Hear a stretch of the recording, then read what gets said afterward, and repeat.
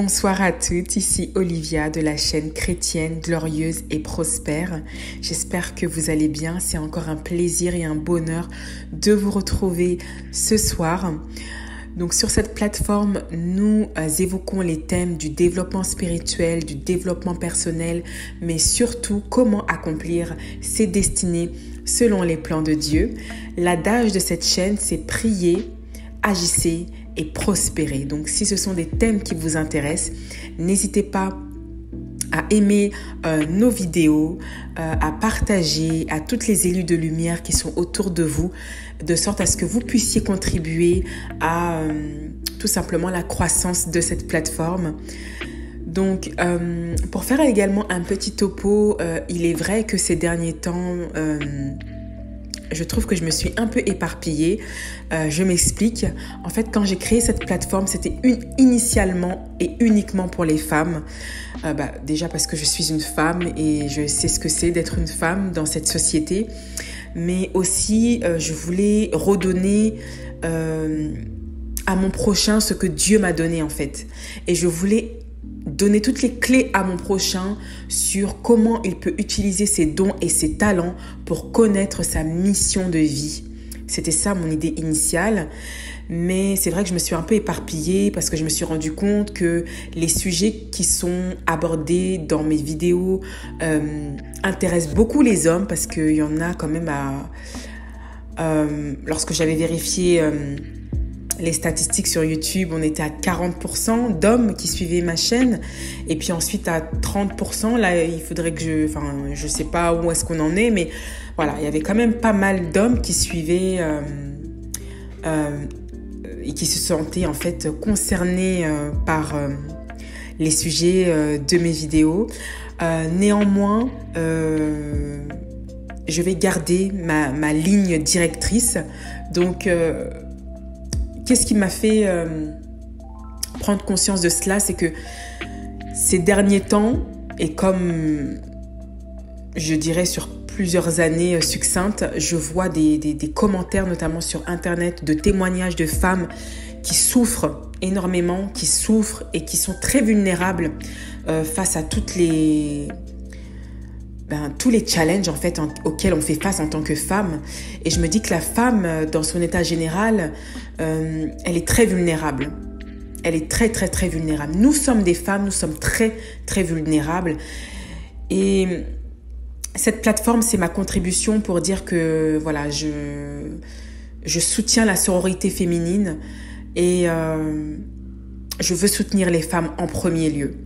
Donc les hommes, désolé, vous pouvez toujours rester sur cette plateforme, mais sachez que de prime abord, je m'adresse aux femmes. Et ce sera ainsi dès lors, parce que j'ai beaucoup à donner aux femmes. Et voilà, tout simplement.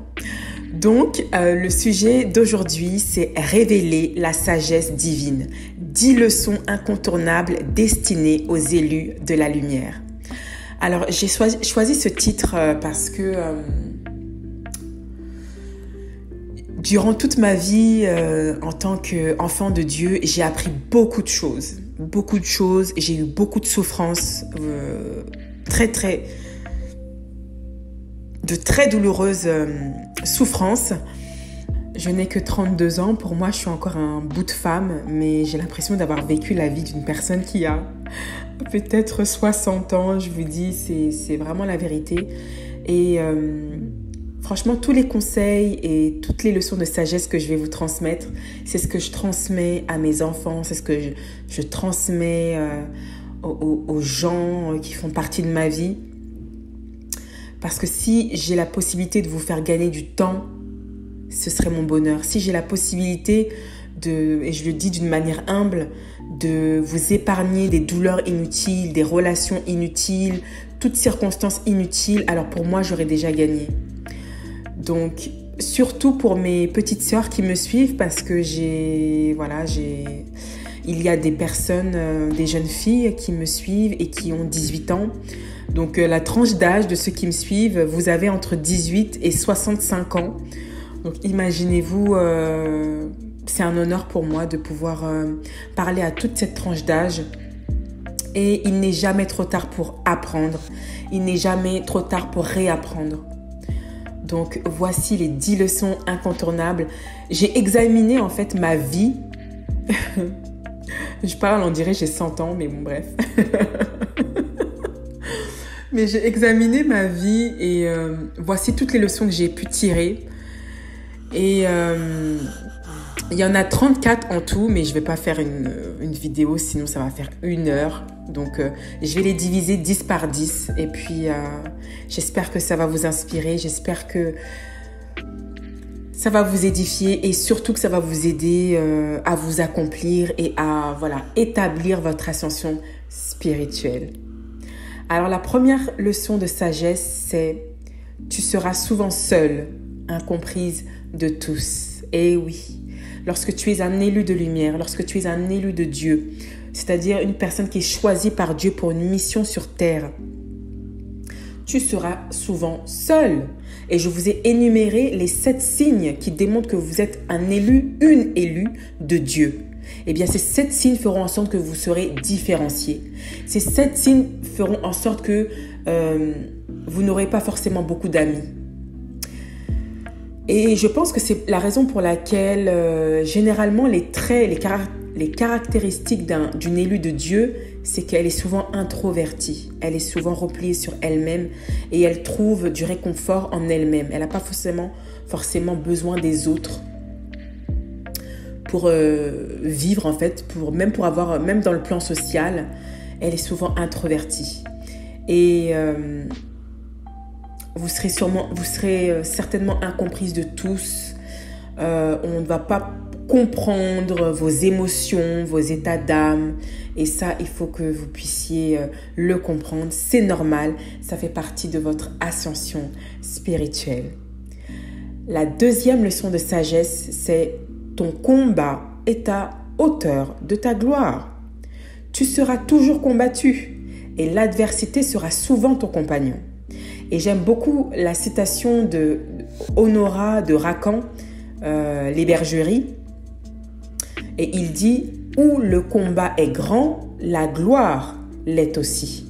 Donc ça, c'était quelque chose que j'avais beaucoup de mal à comprendre en fait. Pourquoi est-ce que j'ai autant d'attaques ? Pourquoi je subis autant d'échecs en fait, parfois répétitifs ?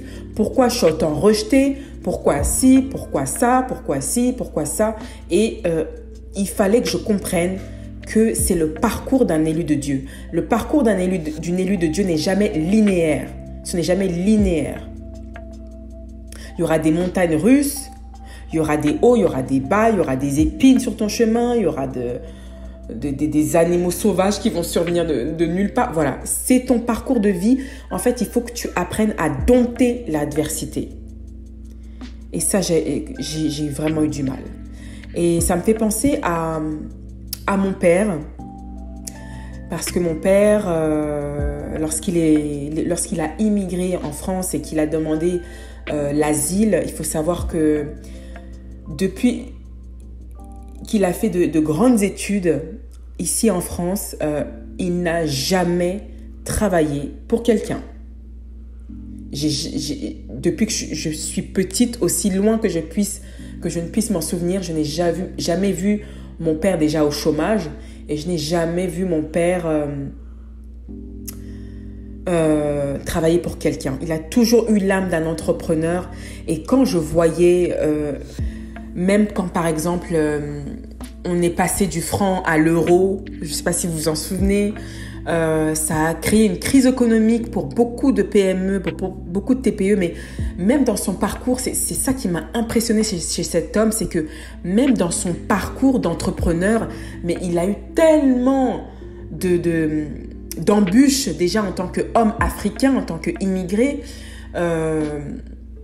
qui est arrivé ici dans les années 70, donc c'était encore pire de ce que peuvent vivre aujourd'hui les Africains immigrés, mais son courage à vouloir être différent des autres et surtout à suivre ses rêves malgré les adversités, malgré le racisme, malgré la discrimination, jusqu'à aujourd'hui, c'est quelque chose qui m'a toujours impressionné. Et c'est ça, faire l'adversité son compagnon. C'est que L'adversité, c'est très utile pour une élue de Dieu parce que ça te force à réfléchir et ça forge ton caractère. Et Dieu ne met jamais quelque chose. Il ne te fait jamais porter un poids si il sait que tu n'as pas la capacité de le porter. Il te donne une adversité parce qu'il sait que tu peux la surmonter et que tu vas la surmonter. La troisième leçon de sagesse, c'est que tu dois utiliser tes dons et talents au service des autres. De cette manière, tu contribues au bien-être de la société. Et plus tu aides les gens à s'accomplir, plus tu t'accompliras toi-même, plus tu rendras les gens heureux, plus tu seras heureuse toi-même. C'est un cercle vertueux.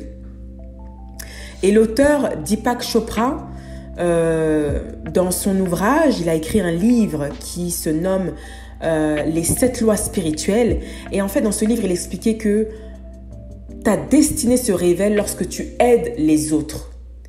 D'où la clé du verset dans la Bible qui dit qu'il y a plus de bonheur à donner qu'à recevoir. La clé du bonheur, c'est lorsque tu apprends à donner, à servir les autres. La quatrième leçon de sagesse, c'est que tout élu de Dieu doit entreprendre. Et quand je dis entreprendre, c'est pas forcément bâtir des multinationales à travers le monde, bien que si tu es ce genre de vision, elle est très honorable. Mais lorsqu'on reprend Deutéronome 28, verset 8, qui dit « L'Éternel ordonnera à la bénédiction d'être avec toi dans tes greniers et dans toutes tes entreprises. » Alors, quand on regarde et quand on étudie le mot « entreprise », ça vient d'entreprendre. Et l'étymologie d'entreprendre, du latin « interprehendere », ça veut dire « saisir avec la main ». Le mot latin « prehendere » signifie « saisir » au sens « prendre » pour maîtriser. Donc, Dieu te donne des dons et des talents pour que tu puisses les aiguiser, les maîtriser pour mieux servir les autres. Et pour entreprendre, il ne sert à rien. Par exemple, tu es écrivaine, Dieu t'a donné le don de l'écriture et tu sais que c'est un rêve qui est enfoui en toi. Ton rêve, ce serait d'écrire un livre, ce serait d'être une auteure à succès. Il ne sert à rien que tu puisses travailler dans une société juste parce que tu dois payer tes factures. Il ne sert à rien de perdre ton temps alors que ta destinée, elle est là en fait, elle est entre tes mains. En fait, elle dort et elle siège sur tes dons, avec tes dons et tes talents. Et tes dons et tes talents servent à servir les autres. Donc, tu te dois d'entreprendre. Tu te dois déguiser tes dons et tes talents afin de mieux servir les autres. Et j'ai aimé le chapitre pour celles qui ont lu le livre de Robert Kiyosaki. Donc, Robert Kiyosaki, c'est l'ancien conseiller financier de Donald Trump. Il a écrit un livre, le fameux livre, le classique « Père riche, Père pauvre ». Et il en a dédié d'ailleurs un chapitre qui dit « Mind your business ». Alors moi, je l'ai lu en anglais, mais ça veut dire « Occupe-toi de tes affaires ». Pas au sens du commérage, mais occupe-toi de ton potentiel en fait. Oui, tu peux travailler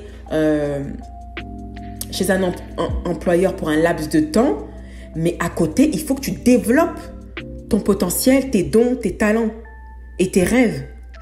Parce que sinon, tu accompliras les rêves de quelqu'un d'autre qui, lui, a eu assez de sagesse pour accomplir ses rêves. La cinquième leçon de sagesse que j'ai développée au cours de ma vie, c'est que tu dois être humble. La Bible dit que l'humilité précède la gloire. Dieu n'honore jamais les orgueilleux. L'humilité, c'est l'une des clés d'un bon leadership. Et Jésus nous a appris la jouissance qu'est le leadership. Et les clés, l'une des puissantes clés qu'il nous a appris durant son parcours terrestre, c'est l'humilité. Il y avait une circonstance où il a béni tous ses apôtres, il s'est prosterné devant ses apôtres et il leur a lavé les pieds. signe d'humilité. La 6e leçon de sagesse que j'ai développée tout au long de ma vie et qui va sûrement vous servir, c'est que ta vision, c'est ta prophétie et tu dois t'y tenir. Tu n'as pas besoin d'aller courir chez les pasteurs de gauche à droite pour qu'on puisse prophétiser sur ta vie, pour connaître quelles sont les prophéties. Tu veux chercher une main extérieure pour connaître ta vie, pour savoir la vision de Dieu. Dieu t'a donné déjà ce pouvoir. Tes rêves sont le symbole de la vision de Dieu. C'est ta prophétie. Si tu aspires à être une femme mariée, accomplie, c'est ta vision, ce sont tes rêves.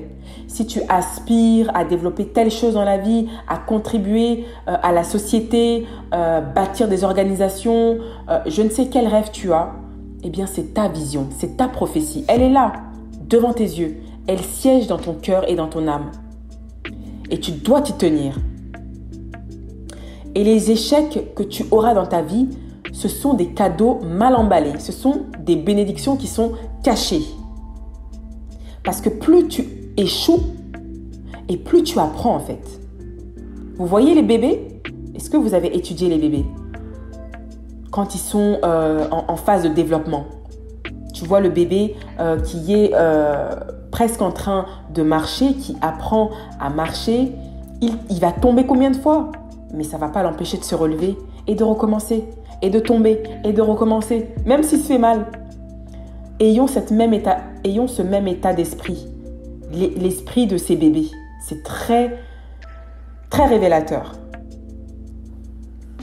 La 7e leçon de sagesse que j'ai appris tout au long de ma vie et qui va sûrement vous servir, c'est que ta foi sera souvent mise à l'épreuve. Parfois, tu auras l'impression que Dieu est absent. Et vous connaissez la parabole du professeur? Eh bien, c'est la même chose.